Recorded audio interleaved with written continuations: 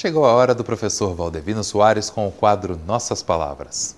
Estou trazendo hoje para conhecimento de vocês e para curtição de vocês, no bom sentido, uma obra que se encontra dentro das Sagradas Escrituras, dentro da Bíblia, não é?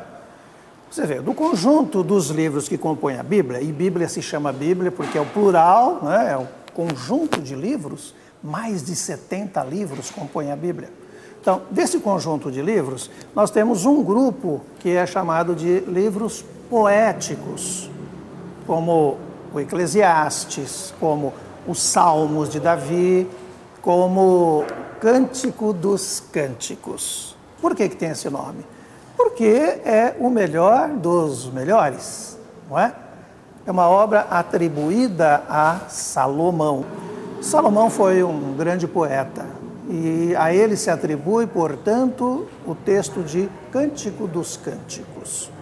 De que trata propriamente esse texto? É uma pequena obra-prima, é um texto poético composto de 8 cantos que abordam fundamentalmente uma relação amorosa.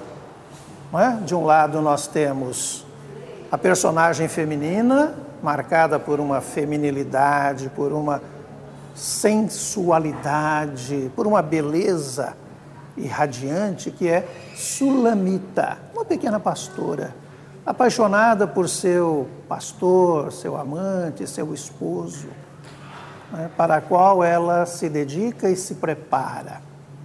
E entre os dois, na dimensão poética, a presença de Salomão, um eu lírico que vê na pequena Sulamita o seu objeto de desejo.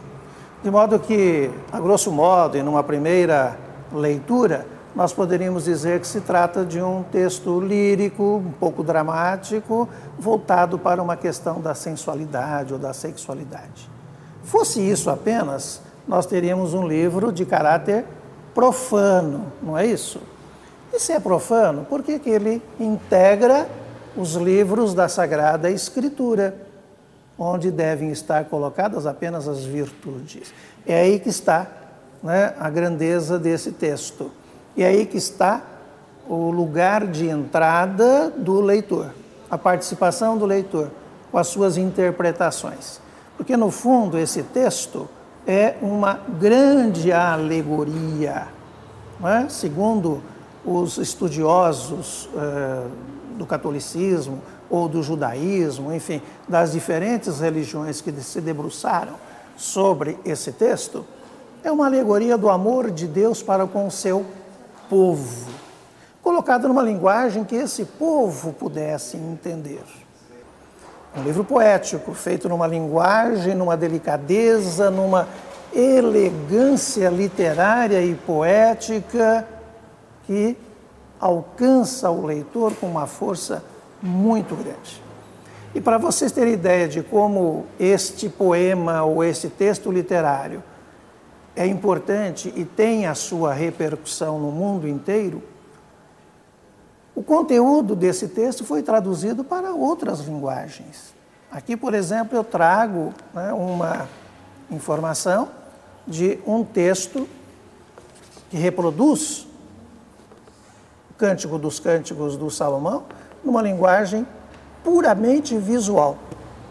Conta a história de Sulamita e o seu pequeno pastor nas dimensões plásticas da linguagem visual, dentro de um estilo sensível, delicado e elegante também, em que o encontro dos amantes vai se dando no volver de cada uma destas páginas.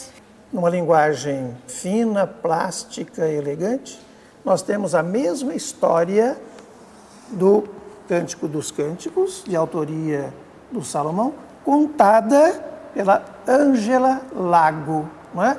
Nesta belíssima obra visual chamada Cântico dos Cânticos. Fica aí, então, a minha sugestão. Leia o Cântico dos Cânticos. Veja as correspondências em outras linguagens. E depois mande as suas informações.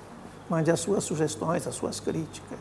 Está aí o nosso e-mail, tvuniban, uniban.br. Até a próxima.